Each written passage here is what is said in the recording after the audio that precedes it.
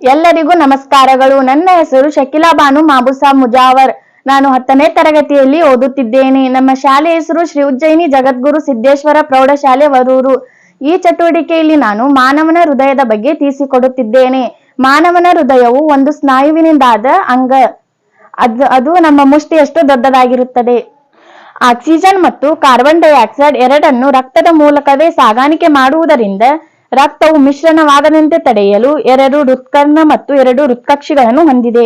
Carbon dioxide ಅನ್ನು ಹೊರಹಾಕಲು carbon dioxide ಸಮೃದ್ಧ ರಕ್ತವು ಶ್ವಾಸಕೋಶಗಳಿಗೆ ತಲುಪಬೇಕು ಮತ್ತು ಆಕ್ಸಿಜನ್ ಪೂರಿತ ರಕ್ತವು ಶ್ವಾಸಕೋಶಗಳಿಂದ ಮರಳಿ ಹೃದಯಕ್ಕೆ ಬರಬೇಕು.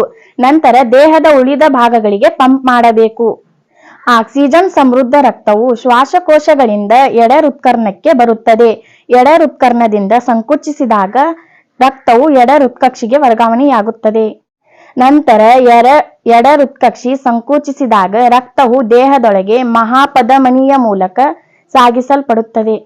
ಅದೇ ರೀತಿ ಉಚ್ಚ ಅಭಿಧಮನಿ ಮತ್ತು ನೀಚ ಅಭಿಧಮನಿಯ ಮೂಲಕ ರಕ್ತವು ಕಾರ್ಬನ್ ಡೈಆಕ್ಸೈಡ್ ಯುಕ್ತ ರಕ್ತವು ಬಲ ಹೃತ್ಕರ್ಣಕ್ಕೆ ಪ್ರವೇಶಿಸುತ್ತದೆ. ಬಲ ಹೃತ್ಕರ್ಣವು ಸಂಕುಚಿಸಿದಾಗ ಅದರ ಕೆಳಭಾಗದ ಬಲ ಹೃತ್ಕಕ್ಷಿಯು ಹಿಗ್ಗುತ್ತದೆ. ಇದರಿಂದ ರಕ್ತವು ಬಲ ಹೃತ್ಕಕ್ಷಿಗೆ ವರ್ಗಾವಣೆಯಾಗುತ್ತದೆ.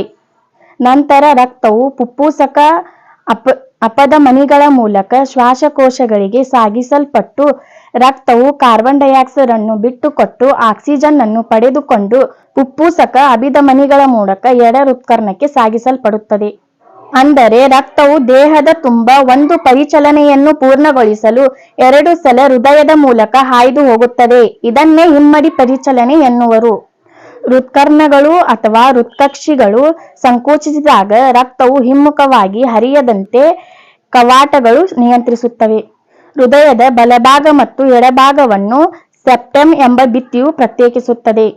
ಇದರಿಂದ ಆಕ್ಸಿಜನ್ ಯುಕ್ತ ರಕ್ತ ಮತ್ತು ಆಕ್ಸಿಜನ್ ರಿಕ್ತ ರಕ್ತ ಮಿಶ್ರಣವಾಗುವುದಿಲ್ಲ ಮತ್ತು ದೇಹಕ್ಕೆ ಆಕ್ಸಿಜನ್ ಪೂರೈಕೆಯ ಹೆಚ್ಚು ಸಮರ್ಥವಾಗಿರುತ್ತದೆ. ಇನ್ನು ಅಪಧಮನಿಗಳು ರಕ್ತವನ್ನು ಹೃದಯದಿಂದ ದೇಹದ ವಿವಿಧ ಭಾಗಗಳಿಗೆ ಸಾಗಿಸುವುದರಿಂದ ದಪ್ಪನಾದ ಸ್ಥಿತಿಸ್ಥಾಪಕ ಭಿತ್ತಿಯನ್ನು ಹೊಂದಿದೆ.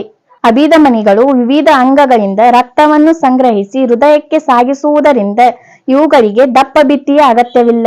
ಬದಲಾಗಿ ಇವು ಕವಾಟಗಳನ್ನು ಹೊಂದಿವೆ. ಇವು ರಕ್ತವು ಕೇವಲ ಒಂದೇ ದಿಕ್ಕಿನಲ್ಲಿ ಹರಿಯಲು ಬಿಡುತ್ತವೆ. ಧನ್ಯವಾದಗಳು.